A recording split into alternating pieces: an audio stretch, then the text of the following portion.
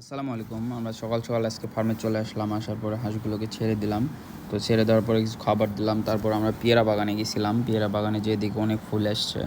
তো লাউ গাছেও অনেক ফুল আসছে। তো আজকে সকাল, সকাল আসার কারণ হচ্ছে পুকুরের পানি খুব অল্প আছে।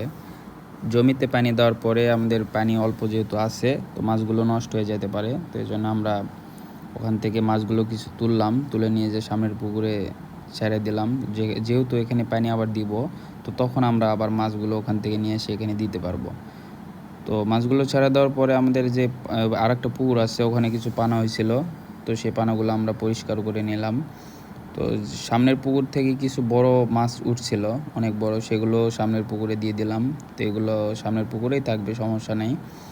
আমরা এখন চলে যাব। তো বিকেলে আবার আসবো। তো যেখানে পানি অল্প আছে সেটা হলো শুকাবো। শুকানোর পরে আমরা মাছগুলো ধরে নিব।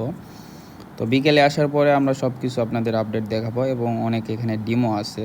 তো আমরা বিকেলে আপনাদেরকে সব কিছু দেখাবো ইনশাল্লাহ।